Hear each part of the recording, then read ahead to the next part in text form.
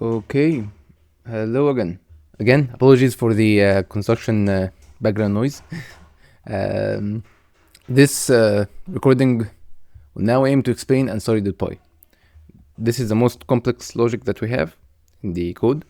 To be honest, I was trying to prepare for this session, but the best way I could prepare for it is just to follow the notes that I've previously done here and trace the code with you using these tips. So let's see them together. This file aims to define the Ansari class. Okay, what's the Ansari class? Ansari is basically an LLM equipped with tools. We'll go to the terminology of tools soon enough. But in this case, in our case, it's functions. Okay, to search the Quran, Hadith, and other sources. Okay, that we added and we will continue to add, Mawsu'a, etc.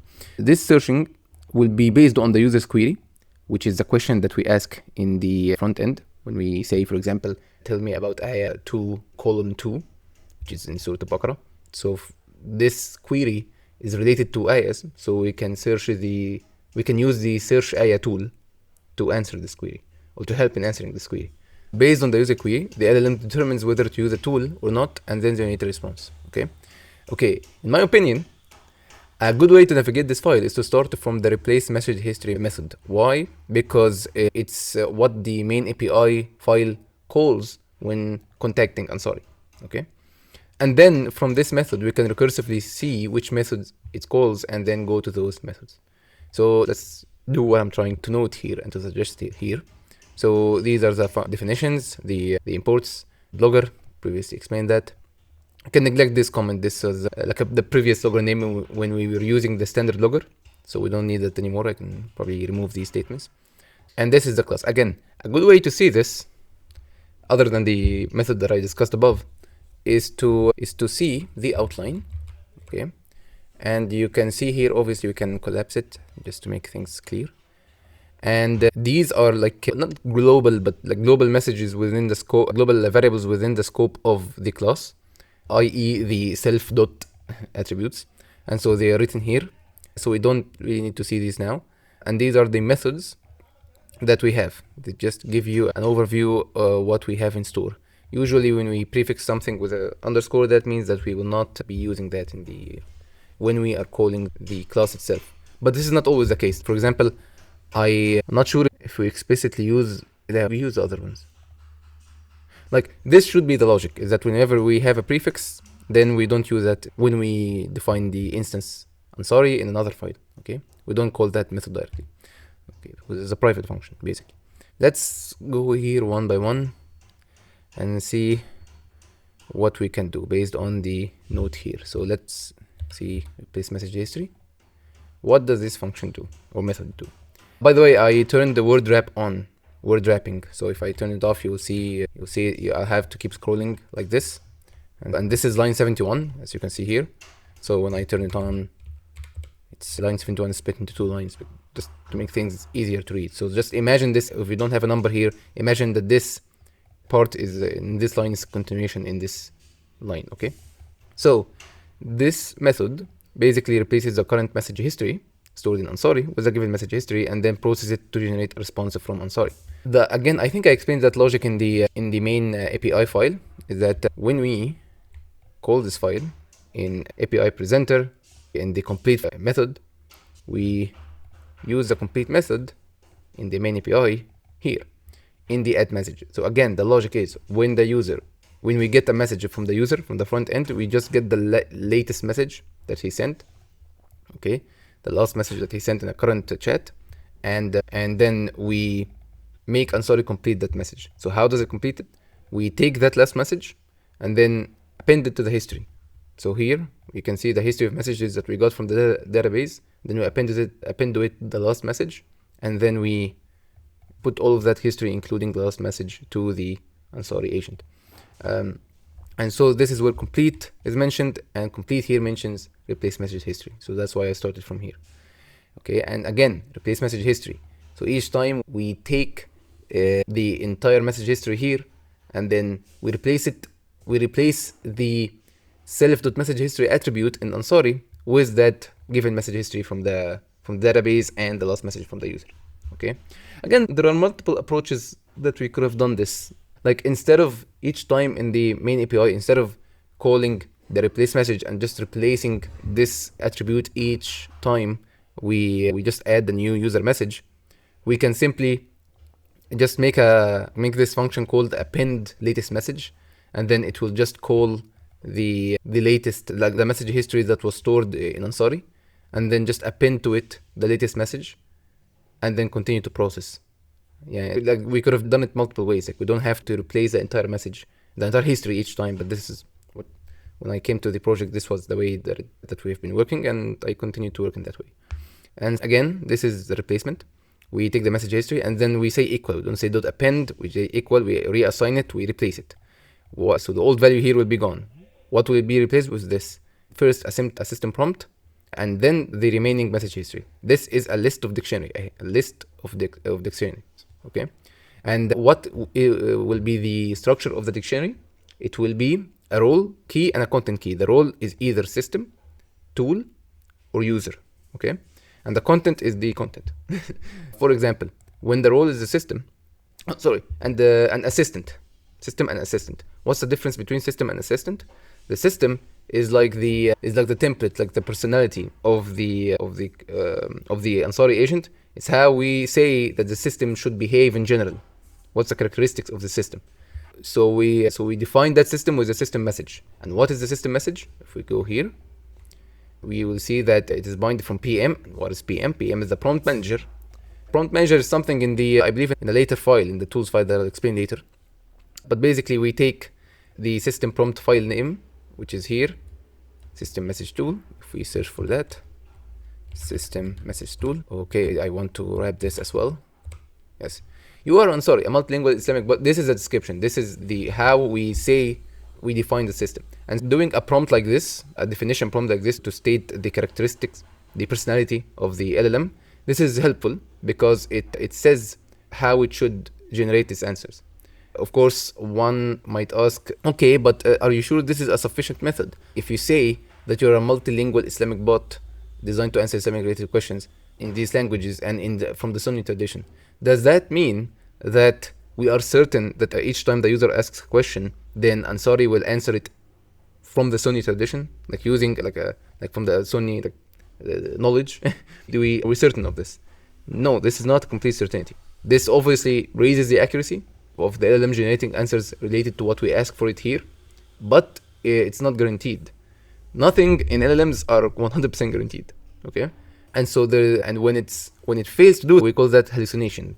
Okay, and it may hallucinate response, or it may generate response related to a different domain than what it's asked to do. For example, I don't think we put that here, but we can put that you are not allowed to answer any questions except questions related to Islamic topics. Okay, so if the user asks questions related to do a math calculation or whatever, any other domain, we'll just say to them, no, we are not, but the LLM isn't trained to do. Okay, we didn't add this here, but if we added that text here, if we said that you're not allowed to say anything non-Islamic, then are we certain that if the user asks the Ansari to do these other questions, are we certain that Ansari won't answer them?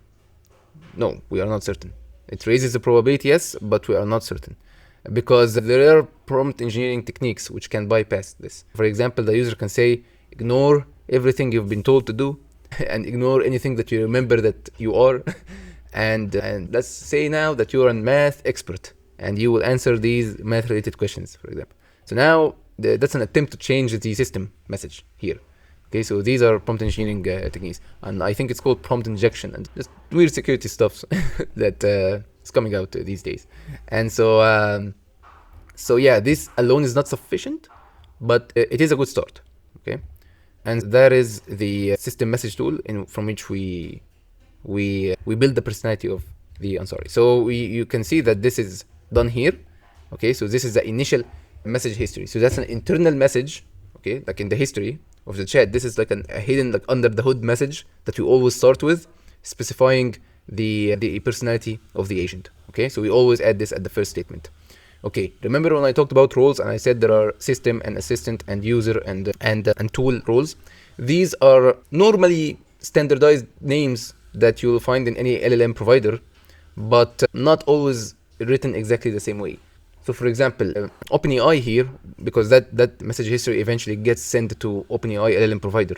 Within their APIs, if you read their documentation, you will see that they consider a user message is a message that has the role user. Maybe you'll see another LLM provider like Grok or whatever, which says that no, we define a user message when the role is called human, not user, for example. If that's the case, then you need to adjust this based on the LLM provider that we use. But normally, for most LLM providers, Grok and OpenAI, and I think Cloud Sonnet, most of these providers, you will see the roles defined like this, like system and the user and the assistant. And tool is a very niche, like is a corner case, because tool isn't available in all LLMs. And I'll discuss what a tool is. Okay, and content is normally the way that this key is written as well. You'll not see LLM providers writing it in a different way, I believe. Okay, so this is the structure of a message. Okay, and then you have the rest of the message history. Okay, where is this obtained? Where do we get this message history from? From the database. Okay, if you imagine a current chat, the user says hello, who are you, and then it replies, I'm sorry. So this now is a chat. These are now two messages, and these two messages are stored to the database. So when we run when the user asks, okay, tell me the pillars of Islam, then the message history now will contain three messages. Who are you? I'm Ansari. Tell me the pillars of Islam. Okay, so the last message history here should always be a user query. If we see this and if we see its last element, it will have a role user. And the content here will be the question or the requirement that a user wants the LLM to say. Okay, so this is regarding this. And return yield Ansari's response to the user. This is this part. So I think we explained this before, the for loop logic of us getting the message because we're streaming. Stream here will also be true if you check the function above, and where it's called that this for now is always set to true. And this will always return the response of the LLM word by word. And this will be a chunk or like a word. I am space and then another word, Ansari, etc. So if it's not none, then yield it. Okay, then return it. And so this returns. I explained that logic before, so I'm not going to go the trace again. How each word is streamed to the front end. So yeah, this is regarding this part, the replace message history. And then if we go to this function, I think I went through it before. And I think I put comments that describe each part of it. Log the user message to DB. Log here again, it means save. Like log to DB means like record or save the user's message to database before letting Ansari process it. But let me see if here we get the last message that the user sends. Okay, and we know that this has a role user. Okay, so if the self message logger is not none, and I'll explain that in a bit, and the last message is of role user, and I believe this should be the case, then we log save in the database. How do we log that? What does this method do? Well, I think I'll explain this message logger when we're talking about the Ansari database, like not for now. But imagine this is an abstract function like this. If you just check it real quick, you'll see that it calls database functions. Okay, so we'll explain that this class along with the Ansari DB class, the message logger, and Ansari DB when we come to that logic. So for now, know that this is what the method does. Okay. After we save the user's message to the database, keep processing the user input until we get something from the assistant. So there's a pretty complicated logic. Like literally this comment was before I came to the project, so you can imagine my reaction when I saw it. I don't know if I want to go into depth in these code explanations, to be honest, but I want to glance over it really quickly and see if there are stuff that you can deduce on your own. Like for example, this log truncated message history, you can understand that, because if you just check that, you'll understand that, okay, this is an if condition, and based on it, I want to log a certain message in a certain way. This was dash is just to appear in terminal in a good way. But and you deduce that the word log here, it means actually log as in show in the terminal a message, like print, not the log to database meaning. So that's why the word log will probably change that word. And later on, you'll see that probably when we want to say save to database, we'll say like record or something or save. And then when we say log, it will be only related to just printing to the terminal. So we'll try to distinguish the two definitions. Okay, this is, I won't explain this, just us printing a message, the message history, and then the use tool logic. Okay, let me see what I'll explain here. You want to yield from so that we can send the sequence through the input of the use tools if only haven't tried too many times and if the last message was not from the tool. Okay, so this is a boolean, okay, and it says, do we use tool or not? And it's based on the following. Use tool we initially set to true, okay, that we allow the LLM to use tools, okay. So we can turn this off while debugging if we just want to test the LLM's output instead of to test the tool functions. But normally we leave this as true, okay. So the use tool will initially be true, and the count less than self.settings max tool tries. What is this? Because sometimes using tools fails because the tools in these functions, as we'll see later, internally uses API calls to another libraries or other providers online. So they may fail sometimes. So we want to put a count or like a maximum tries attempts. And so if failures occur multiple times while trying to use tools, we will not use them. Okay, so that's why this condition is an AND. Okay, so if the count, if it failed multiple times and the count is now equal to or exceeds the max tool tries, then we will say that no, we will not use tool anymore. And also, the last message history is not tool. Okay, why is this condition here? Because the logic that we run here in here will internally change the content of this attribute, the self.message attribute. Like this content will change from this function, as we'll see later. And if we decide to use a tool, then you will see that when the tool finishes giving us back an output, this output will be inserted, it will be appended at the end of the message history attribute. And we will see from the end of that function that the last element of that message history will now have a role equal to tool.